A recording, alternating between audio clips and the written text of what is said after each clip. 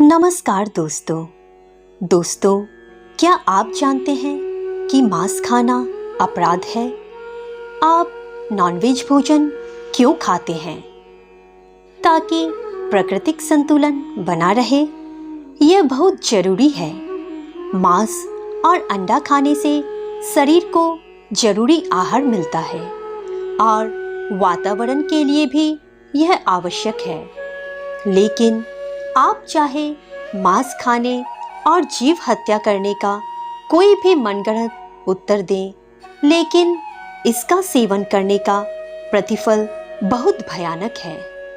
मानव जीवन प्राप्त प्राणी को अन्य जीवों पर दया दृष्टि रखनी चाहिए। मानव आहार जानवर की चीखों, रुदन और बीमारियों से रहित होना चाहिए। दोस्तों, आज इस ब्लॉग के माध्यम से हम आपको मांस खाने के नुकसान के बारे में तथा मांस खाना परमात्मा के विधान के अनुसार महापाप है के बारे में विस्तार से बताएंगे। तो आइए शुरू करते हैं। दोस्तों, मांस का सेवन करने में हिंसा अहिंसा का प्रश्न नहीं है, बस इससे मन पर दुष्प्रभाव पड़ता है और मांस खाने वाला व्यक्ति आध्यात्मिक अनुभूति नहीं कर सकता है। लगभग सभी संतों ने मांस के सेवन को वर्जित कहा है, क्योंकि यह ईश्वर के निकट पहुंचने में बाधा बनता है। जो व्यक्ति मांस का त्याग कर देता है, वह सब प्राणियों में आदरणीय, सब जीवों का विश्वसनीय और सदा साधुओं से सम्मानित होता है। हिंदू धर्मावलंबी शाकाहारी और मांसाहारी दोनों होते हैं। हिंदू धर्म बहुलवादी धर्म है। इस धर्म में कई जातियां, संप्रदाय और परंपराएं सम्मिलित हैं। इसमें से कुछ शाकाहारी हैं और कुछ मांसाहारी। मांसाहारी पाप ही नहीं, महापाप है। किसी भी प्राणी के शरीर, मन और आत्मा को किसी भी रूप में आघात पहुंचाना, उसे पीड़ित करना पाप की श्रेणी में आता है। मांसाहार का परिणाम किसी मुख प्राणी को पीड़ित करना ही नहीं, अपितु उसके प्राणों का ही हरण करना है। दोस्तों, कल्पना कीजिए, पैर में चुभे एक कांटे का दर्द भी कितना अधिक होता है, तो किसी निरपराध प्राणी की गर्दन पर छुरी चलाने से उसे कितना भयंकर दर्द होता होगा। अपने क्षणिक जिह्वा के स्वाद के लिए मुख जीवों को मौत के घाट उतार देना कितना जघन्य आचरण है। ऐसा आचरण पुण्य की श्रेणी में कैसे आ सकता है? जब मनुष्य किसी को जीवन दे नहीं सकता, तो किसी का जीवन लेने का उसे क्या अधिकार है? हर धर्म में अहिंसा को सबसे परम धर्म माना गया है, लेकिन वह हिंसा जो अत्याचारी से अपनी रक्षा के लिए ना की गई हो, उसे सबसे बड़ा अधर्म माना जाता है। और मांस का भोजन इसी प्रकार की हिंसा है। इस तरह हिंदुओं के लिए मांस खाना सबसे बड़ा पाप माना जाता है। मांस भक्षण को लेकर महाभारत में घोर निंदा की गई है।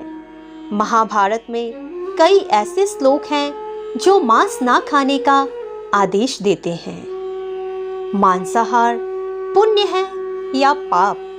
जानिए गरुड़ पुराण क्या कहता है। भक्तों, मांसाहार पुण्य है या पाप? आज इस संदर्भ में हम आपको एक कथा सुनाने जा रहे हैं। बात उन दिनों की है जब भगवान श्री कृष्ण अपने बालपन में थे।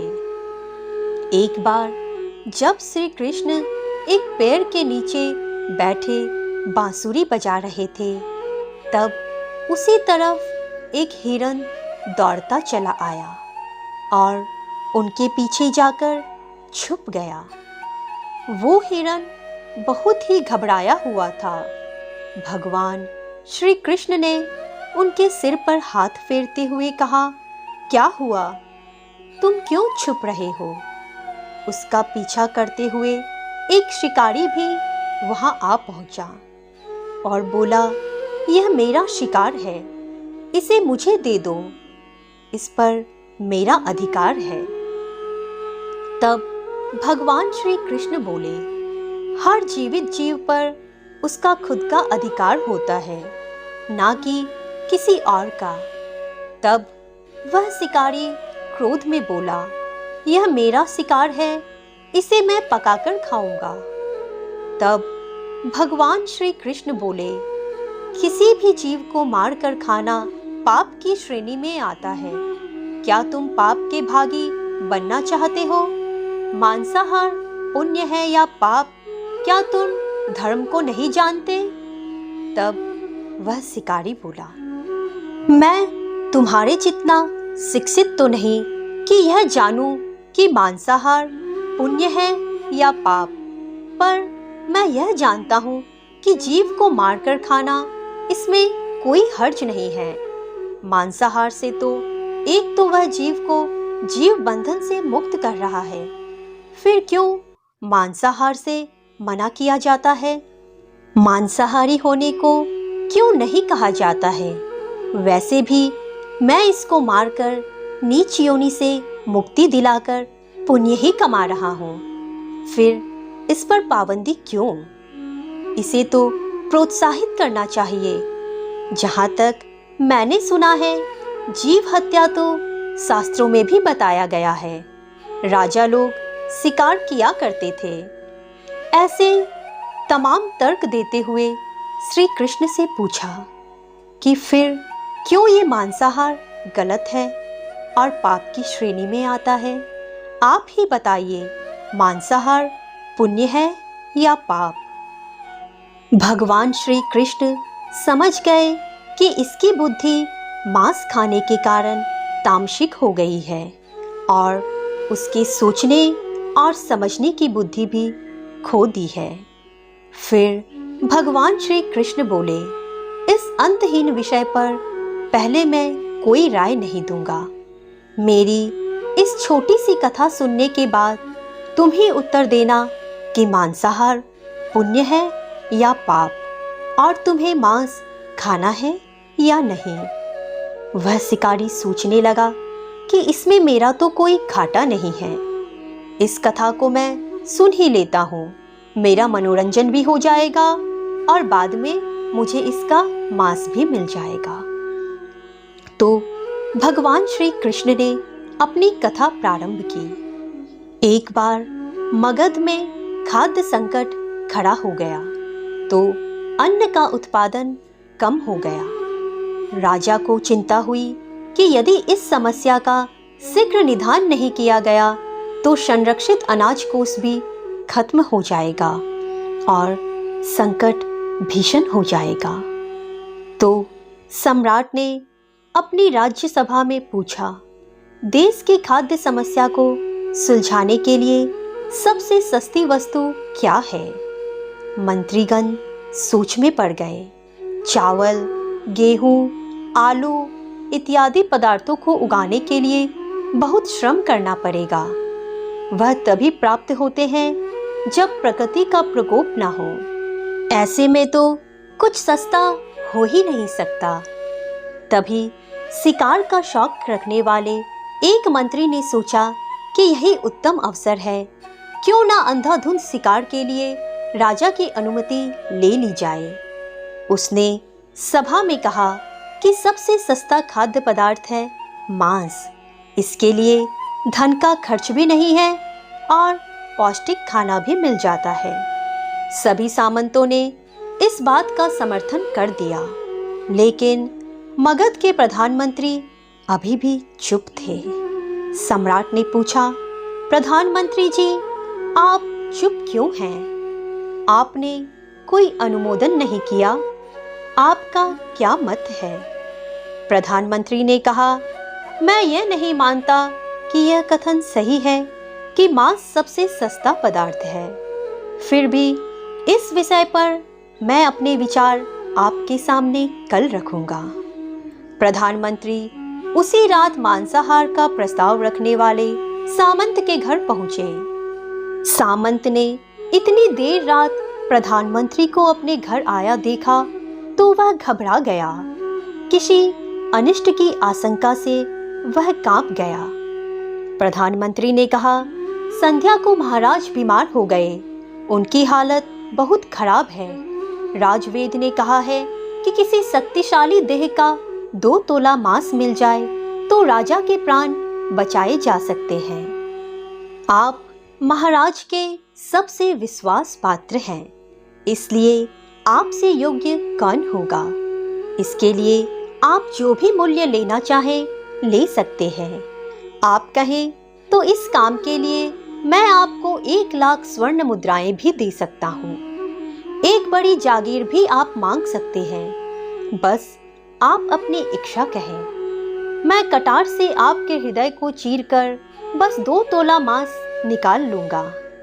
यह सुनकर सामंत के चेहरे का रंग फीका पड़ गया। वह सोचने लगा, जब जीवन ही नहीं रहेगा तो 2 लाख स्वर्ण मुद्राओं से मैं क्या करूंगा और बड़ी जागीर भी किस काम आएगी। वह झटपट अंदर भागा और अपनी तिजोरी से 1 लाख स्वर्ण मुद्राएं लेकर आया। मुद्राएं देखकर उसने प्रधानमंत्री के पैर पकड़ लिए और गिड़गिड़ाते हुए बोला, श्रीमंत, मैं आपकी 1 लाख मुद्राओं में अपनी 1 लाख मुद्रा और मिलाता हूँ। इस पैसे से आप किसी और सामंत के हृदय का मांस खरीद लें, किंतु मुझे जाने दें। यह बात किसी और को पता न चले कि मैं आपसे आग्रह कर रहा हूँ। प्रधानमंत्री जी यह सब समझ चुके थे। वह उसे थोड़ी और मानसिक पीड़ा देना चाहते थे।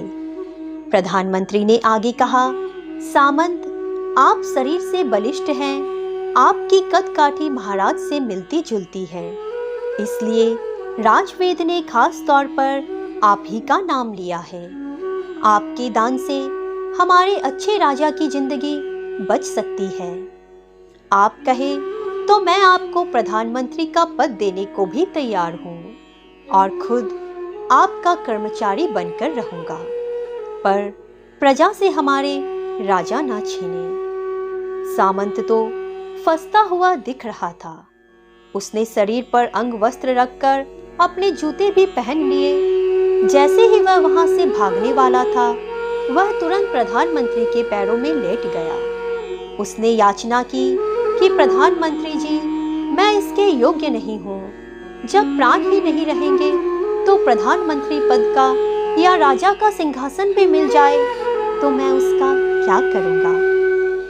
आप चाहे तो मेरा सब कुछ ले ले, पर मेरे प्राण ना ले। मैं अपना ये भवन और सारा धन आपको सौंपता हूँ। रातों रात राज्य से निकल जाऊंगा। इतना कहकर वह अपने घोड़े की ओर भागा और जैसे ही अपना घोड़ा गठने लगा, पीछे से आवाज आई कि तुम अपने परिवार को भी छोड़कर जा रहे हो। सामंत बोला, मेरे प्राण से प्रिय मेरे लिए कुछ भी नहीं है। जब जीवन ही ना रहेगा तो कुटुंब का क्या करूँगा? जीवित रहा तो ऐसे ही सुखी रह लूँगा। इतना कहकर घोड़े पर छलांग लगाकर बैठ भी गया। वह अभी चलने को ही था कि प्रधानमंत्री ने घोड़े की साख पकड़ ली। वह सामंत से बोला, भागने की जरूरत नहीं है, आप आराम से घर पर ही रहो, मैं किसी और का प्रयास करता हूँ। यह कहकर प्रधानमंत्री जी वहां से चले गए। प्रधानमंत्री के वहां से जाने पर सामंत के अंदर कुछ जान तो आई, परंतु बेचैनी बनी रही। उसकी नींद खराब हो चुकी थी। मुद्राएं लेकर प्रधानमंत्री बारी बारी से सभी सामंतों के घर पहुंचे और सभी से राजा के लिए हृदय का 2 तोला मांस मांगा, परंतु कोई भी राजी नहीं हुआ। सबने अपने बचाव के लिए प्रधानमंत्री को लाख और 5 लाख मुद्राएं तक दे दी। इस प्रकार प्रधानमंत्री ने एक ही रात में करोड़ों स्वर्ण मुद्राएं जमा कर ली। फिर सुबह होने से पहले ही अपने महल में पहुंच गया। अगले ही दिन राजसभा में सभी सामंत समय से पहले ही पहुंच गए। सभी यह जानना चाहते थे कि राजा स्वस्थ है कि नहीं, लेकिन कोई भी किसी से भेद नहीं खोलता था। सबको राजवेद की तलाश थी, क्योंकि उनसे ही उन्हें कुछ सूचना मिल सकती थी। प्रधानमंत्री ने सैनिकों को आज्ञा दे रखी थी कि जब तक महाराज राजसभा में न आए, किसी भी सामंत को भी महल से बाहर जाने की आज्ञा नहीं है। राजा सभा में अपनी चिर परिचित गति में आए और अपने सिंहासन पर आकर बैठ गए। सभी सामंतों ने देखा, कहीं से भी राजा उन्हें अस्वस्थ नहीं लगे। उन्हें तो कुछ हुआ ही नहीं था। प्रधानमंत्री ने उनसे झूठ बोला। हर सामंत के मन में यही विचार चल रहा था, पर कोई भी किसी और को कुछ भी ना बोल रहा था। तभी प्रधानमंत्री ने राजा के समक्ष 1 करोड़ स्वर्ण मुद्राएं रख दी। राजा ने पूछा, ये स्वर्ण मुद्राएं किसके लिए हैं और कहां से आई हैं? प्रधानमंत्री ने कहा, 2 तोले मांस के लिए इतनी धनराशि जुटाई है, पर मांस नहीं मिला। अपनी जान बचाने के लिए सामंतों ने यह मुद्रा दी है। अब आप यह विचार कीजिए कि मांस कितना सस्ता है। राजा को बात समझ में आ गई। उन्होंने प्रजा को अतिरिक्त परिश्रम करने का निवेदन दिया और राजा के अनाज भंडार में से अनाज निकालकर श्रमिकों को दिया गया। उन्होंने पौष्टिक सब्जियों की खेती का तुरंत आदेश दिया। वह 1 करोड़ स्वर्ण मुद्राएं इसी कार्य के लिए और श्रमिकों के कल्याण के लिए खर्च की गई। इससे साग सब्जी तेजी से उगी, जिससे प्रजा का कल्याण भी हुआ और पौष्टिकता भी मिली। कुछ समय बाद मौसम अनुकूल हुआ और खेती लहलहाने लगी। इस प्रकार राज्य के खाद्य संकट दूर हो गए। तो दोस्तों, जीवन का यह मूल्य भगवान श्री कृष्ण हमें इस कथा के जरिए समझाना चाहते हैं कि हम यह ना भूलें कि जिस तरह हमें अपनी जान प्यारी है, उसी तरह सभी जीवों को अपनी जान प्रिय होती है।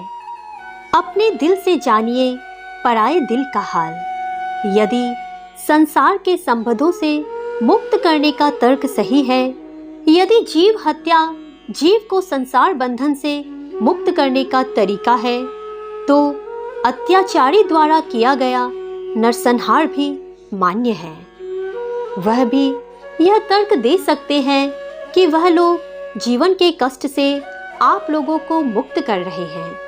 अगर उसके लिए वह जीवन बोझ होता तो कभी भी अपनी जान बचाने के लिए संघर्ष नहीं करता।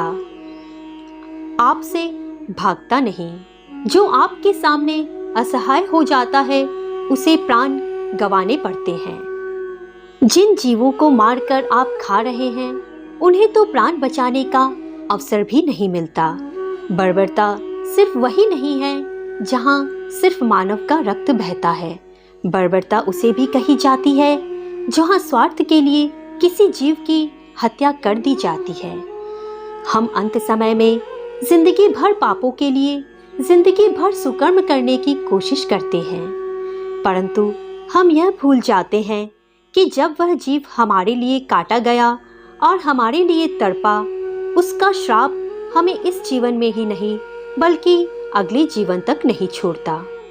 परमात्मा से यह ज्ञान पाकर शिकारी परिपूर्ण हो गया और उसे ज्ञान की प्राप्ति हो गई और वह जान गया कि महानता जीवन लेने में नहीं बल्कि जीवन देने में है।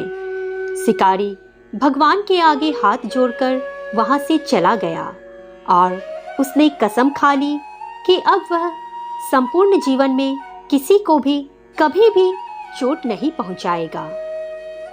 मांस खाने वाले पापियों से परमात्मा कोसों दूर है।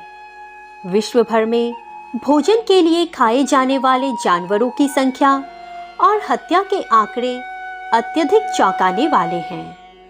कुछ विशेष दिनों को छोड़कर मनुष्य अंडे, चिकन, बीफ, मटन, कीमा, सांप, मछली, कॉकरोच, विभिन्न जाति की मछलियाँ, मेंढक और कछुआ खाने से भी हिचकिचाते नहीं हैं। घोड़े, ऊंट, तीतर, खरगोश तक खा जाते हैं और भक्ति बंदगी भी करते हैं। ऐसे पापी से परमात्मा 100 कोस दूर है। मांस खाते हो, जीव हिंसा करते हो, फिर भक्ति भी करते हो, यह गलत कर रहे हो। परमात्मा के दरबार में गले में फंद यानी दंडित किए जाओगे। अच्छा शाकाहारी भोजन करो, बासमती चावल पकाओ, उसमें घी तथा खांड डालकर खाओ और भक्ति करो। बुरे कर्म त्याग दो। जानवरों को मार कर खाना मानव का नहीं, राक्षसों का आहार है। रावण 100 मटका शराब और कई बकरों का मांस खाता था, इसलिए राक्षस कहलाता था। आज के समय में सभी धर्मों के लोग जीव के स्वाद को परमात्मा का आदेश बताकर जीव हत्या करके मांस खाते हैं। अरे मूर्ख प्राणी, क्या कभी तूने राम और कृष्ण को किसी जानवर या मुर्गी की हड्डी चबाते देखा है? तुझे कौन से स्वप्न में गुरु नानक देव जी और मोहम्मद जी मांस खाते दिखे गए हैं? मानव, तू तो जानवर से भी नीचे गिर गया है।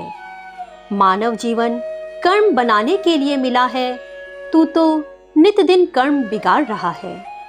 जैसा खाओगे अन्न, वैसा हो जाएगा मन। जीव हत्या कर उसका सेवन करने वालों में दया भाव नहीं रहती, तभी तो जीव हत्या करने वाला कसाई और खाने वाला मांसाहारी प्राणी कहलाता है। जो व्यक्ति मांस भक्षण करते हैं, समझाने से भी नहीं मानते हैं, वह तो महापाप के भागी है तथा घोर नरक में गिरेंगे। क्योंकि मांस चाहे गाय, हिरनी तथा मुर्गी आदि किसी भी प्राणी का हो, जो व्यक्ति मांस खाते हैं वह नरक के भागी होते हैं। मांस खाने का आदेश परमेश्वर का नहीं है।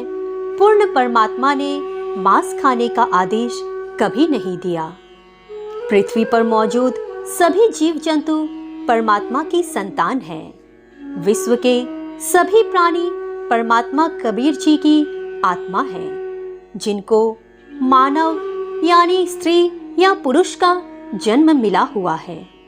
वे भक्ति के अधिकारी हैं। काल ब्रह्म यानी ज्योति निरंजन ने सब मानव को काल जाल में रहने वाले कर्मों पर दृढ़ कर रखा है। गलत व अधूरा अध्यात्म ज्ञान अपने दूतों द्वारा जनता में प्रचार करवा रखा है। पाप कर्म बढ़े, धर्म के नाम पर ऐसे कर्म प्रारंभ करवा रहे हैं जैसे हिंदू श्रद्धालु भैरव, भूत, माता आदि की पूजा के नाम पर बकरे, मुर्गे, भैंसे आदि की बलि देते हैं, जो पाप के अतिरिक्त कुछ भी नहीं है।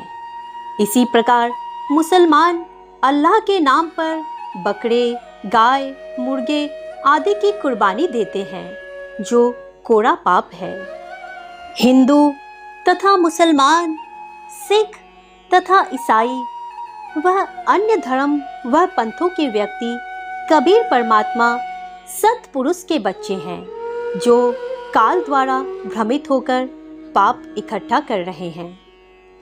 तो दोस्तों, स्वस्थ और खुश रहने के लिए शाकाहारी भोजन ही अपनाएं। और दोस्तों, कैसी लगी आपको हमारी पोस्ट, हमें कमेंट करके ज़रूर बताएं और इसे अपने दोस्तों के साथ ज़रूर शेयर करें। और सबसे महत्वपूर्ण, हमारे चैनल को सब्सक्राइब करना बिल्कुल ना भूलें।